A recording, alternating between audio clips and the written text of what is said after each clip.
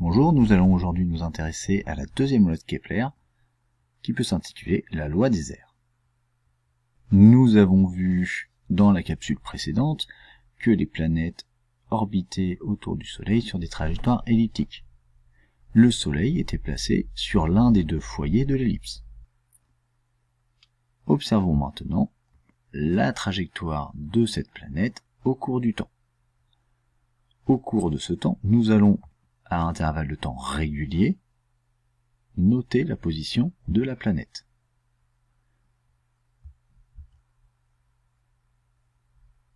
T1, T2, T3. Donc, à chaque fois que T1 se répète, nous indiquons la position de la planète.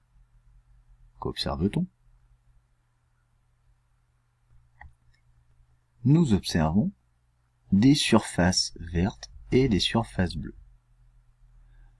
La loi des airs nous indique que le segment SP, c'est-à-dire Soleil-planète, va balayer des aires égales pendant des durées égales. Je prends par exemple cette surface verte ici. Elle sera égale à la surface bleue entre le 7T1 et 8T1. Quelles conséquences pour la planète? La planète va donc parcourir des distances différentes pendant des intervalles de temps égaux. Prenons par exemple la distance D1 parcourue entre T0 et T1. On remarque que cette distance est beaucoup plus grande que la distance D2 notée ici entre T6 et T7. Donc D1 est plus grand que D2. On rappelle que la vitesse ici entre T0 et T1 va donc être égale à V1 égale à D1 sur T. De la même façon, V2 sera égal à D2 sur T.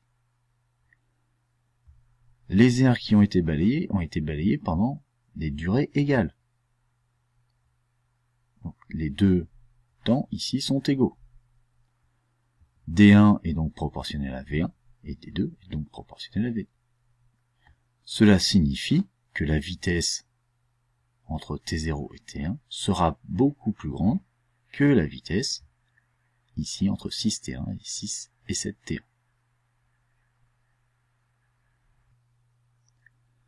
Pourquoi la vitesse entre T0 et T1 est-elle plus grande que la vitesse entre 6T1 et 7T1? Nous verrons dans une prochaine capsule que l'accélération, donc au final la vitesse, ce qui sera lié, va être liée à la force gravitationnelle. Donc plus l'accélération sera importante, la cause sera que la force gravitationnelle est plus grande. Nous rappelons la relation de la force gravitationnelle. Donc ici, la force du Soleil sur la planète, c'est égal à G, la constante gravitationnelle universelle, multipliée par la masse du Soleil, que multiplie la masse de la planète, divisé par la distance entre le Soleil et la planète au carré. On remarque que la force gravitationnelle est inversement proportionnelle au carré de la distance. Nous allons nous intéresser donc à deux points particuliers. En T0, on remarque que la distance entre la planète et le Soleil est petite,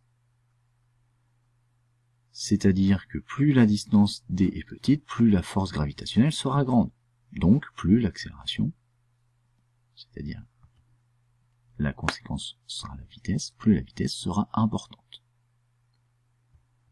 De la même façon, à l'opposé, on remarque que la distance entre le Soleil et la planète est beaucoup plus grande, plus D sera grand, plus F sera petit, donc la vitesse sera plus petite en 6T1.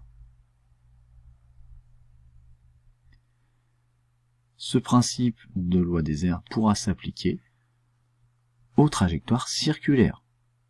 La conséquence sera un petit peu différente. Ce sera le sujet de l'activité du cours.